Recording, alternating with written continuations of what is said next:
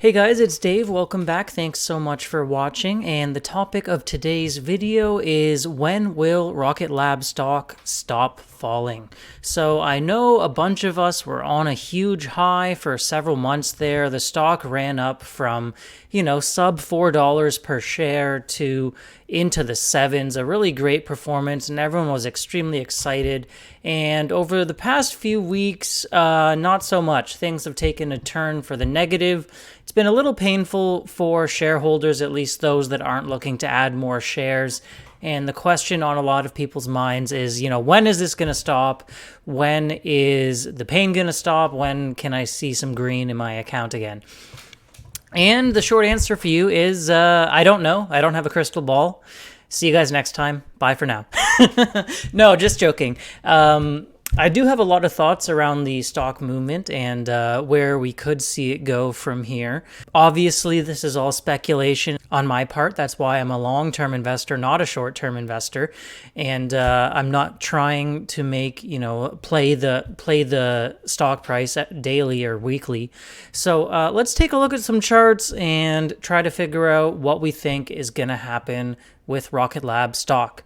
Before we do that though, I hope you'll consider subscribing. Every subscriber helps so much. And with that out of the way, let's take a look at Rocket Lab. So here we are in the chart. As I mentioned, we had a massive run from down around 3.7 to over 4.5, almost hitting $8. So that's over a 100% return in a very short period of time, really, maybe 4 months. And it's not unexpected to have a pullback after a massive run like that. Now, in addition, we've also recently had the news that Peter Beck, the CEO of the company, did sell some shares for estate planning purposes and for its charitable foundation. So that had a negative short-term effect on the stock as well, seeing a pretty sharp plummet, and now we're back down to just above $5 a share. So where do we go from here?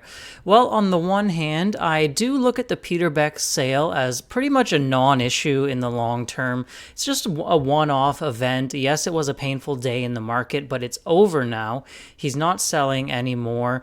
To be honest, the guy's worked on the company for many decades.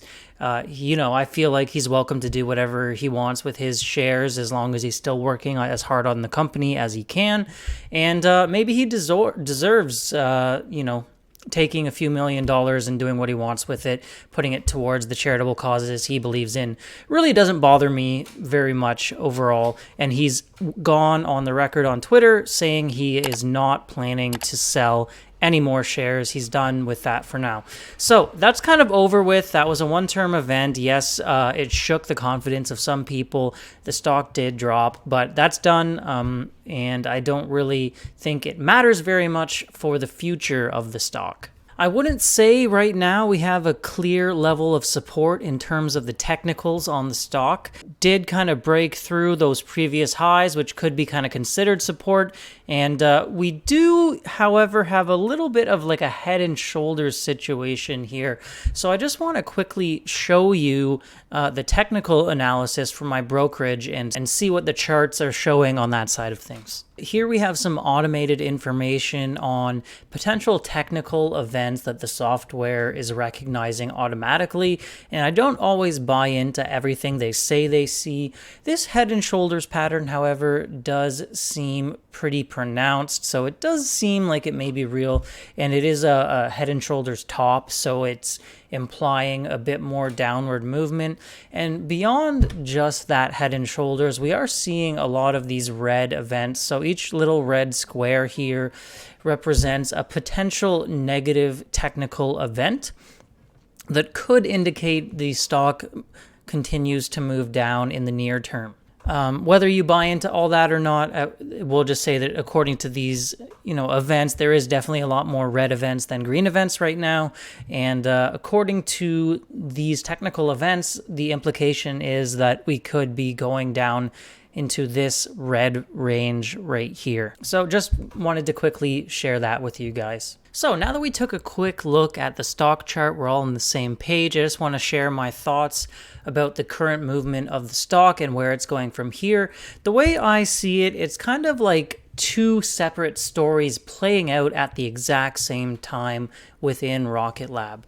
So on the first side of things, we have the traditional operating business that has been going very well lately, and I think that's really what has driven a lot of the upward momentum in the stock over the past 4+ months, going from, as I said, 4 to almost 8. So on Electron, I mean, things are chugging along really well. We've just had several big contract signings for Electron. We did have the new Haste line of business opening up, and that is really driving a lot more demand from Virginia. We just saw a big contract signing for Leidos for 4 Haste launches. They have at least 5 Haste launches on the books, all from Virginia. They also had that massive deal from Black Sky for 5 new launches. That was obviously very big for Electron as well, a returning customer. You know, things are looking up. It's looking like we're going to hit 15 for the year, and we're on pace to continue that growth to 20 launches next year and then 24. In terms of reusability, things are looking extremely good as well. We just had that launch of a reused Rutherford engine on an Electron. It was completely flawless. The engine performed just like a new one, and no issues there. So soon we're going to have full 9 reused engines flying on an Electron. I expect no problems there, and after that, a full first stage booster. So a lot of good news coming for the Electron line of business. Everything's looking good.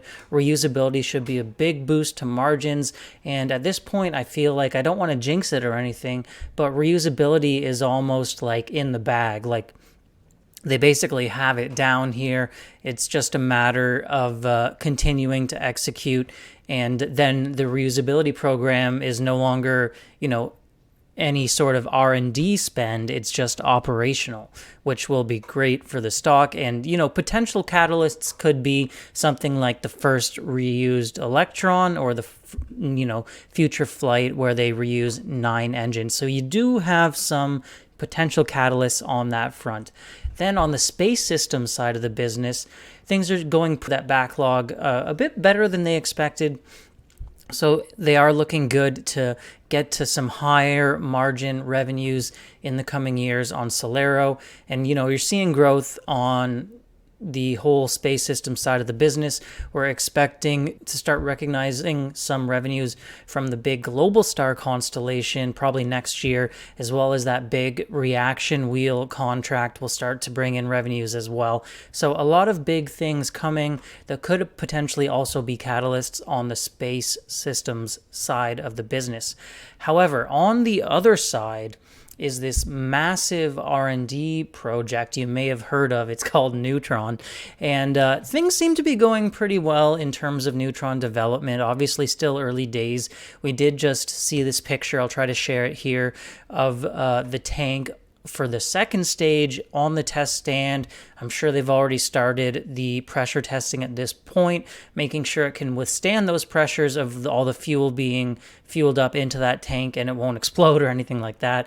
Eventually they'll go to full destructive testing, pushing it to the limits and beyond just to see where the limits are. But overall, even though Neutron as a program is progressing well, it's very expensive. And so what we're going to see is the cash burn for the company continue. And this is kind of the second story, is while the Neutron R&D program is going on and they continue to burn cash, there may start to be some fear about the company, and, you know, more and more as their cash balance gets lower and lower, because I think we all know that the cash balance is going to be lower in the future than it is today. Like, we're not at the bottom of the curve of cash balance.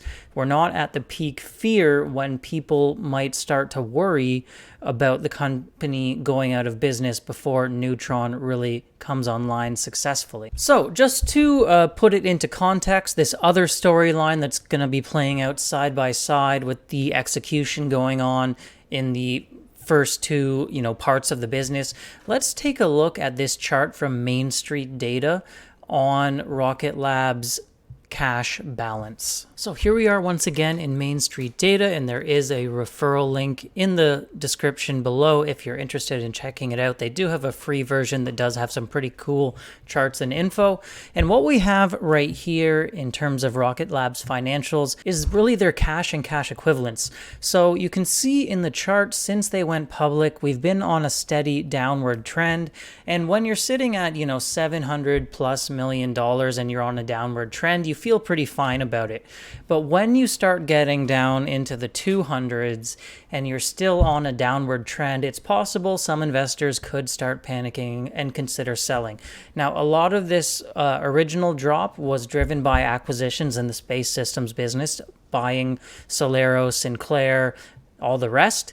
Those acquisitions are over now, and what's really driving the spend at this point is that Neutron program that we need to see to fruition. So I'm still pretty confident they will get through this. They have enough cash on hand for Neutron to come to the launch pad and launch successfully. But 100% I do know for a fact their cash balance will be lower before it goes higher. So, in terms of this chart, it's going to look worse before it looks better. And that's not unexpected for any company that's working towards profitability. It's kind of part and parcel with it. You saw the same thing with Tesla when they were, scaling up their Model 3 production line. A lot of people started saying they looked like they might go out of business. And then once they got through that point, it was just off to the races. Rocket Lab's going to go through something similar, I think, where some people could eventually start worrying about the safety of the business before they really get going on Neutron. And once they get going on that, then you have all three parts of the business really operating well, bringing in revenues, and that's when it's off into the races. So those are the two different storylines I see playing out right now, with the company on the one side executing very well, growing very well with their two current lines of business, and on the other side spending a lot, and the balance sheet dropping lower and lower. I don't know which storyline is going to carry the most weight with investors, which one people are going to care the most about. It may be we'll have that first reused electron booster and the stock's going to jump massively. It may be that we are still going to be on a bit of a downward trend and kind of stay in the same range as people worry about the balance sheet until we do hit profitability and do get Neutron launching. So in terms of what I'm going to do with the stock over the next several months, well, I'm going to continue to watch it very closely. Obviously, I'm going to continue to hold all my shares and not sell any. And if it does play out that the narrative around it becomes more around that cash balance and the stock does go lower, as some of those technicals may indicate, I am gonna definitely hold some cash available to add more should that opportunity arise. Of course, if the other narrative does win out and we get, a big bump from a successful reused electron or something like that, I've already added a lot of shares, so I'm fine as well holding on for the ride. And, if I don't get the opportunity to buy more at lower levels, I'm okay with that as well. Sort of what I would consider a win-win scenario. I win if I get to add more shares cheaper, and I win if it does go up because I already do have a solid number of shares. If I did have to take a guess, I would say that we're not at the bottom here. We could go lower. I don't think we'll see the threes personally, but we could very well break into the fours very soon. Certainly wouldn't shock me. I think anyone who's held the stock for any length of time has gotten very used to these big swings. And at this point, we're all able to handle it pretty well. Of course, if you are a newbie who just bought in on this most recent uptrend, you might be getting a little rude introduction to sometimes how the stock can work. I do also just need to briefly touch on the overall macro markets, because that will play a huge impact on the stock price of Rocket Lab over the next couple of years. The general consensus right now is that the Fed is going to raise maybe 25 more basis points, and then that'll be done, and we could have a recessionary environment for the next little while. It could be a hard landing. If that happens, obviously it'll be bad for Rocket Lab stock. If it's a softer landing and we don't have a big recession, recession, obviously that'll be better. And then probably next year, I believe they're going to start reducing interest rates again once they've really confident that they've got a hold on inflation. And a reducing interest rate environment is very good for growth stocks and tech stocks, so it would be very good for Rocket Lab.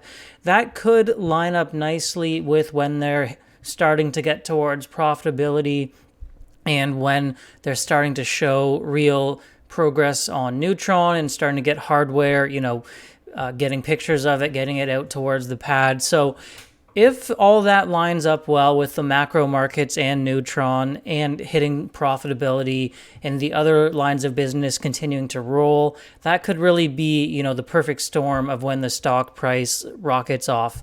Definitely interested to hear your thoughts in the comments below.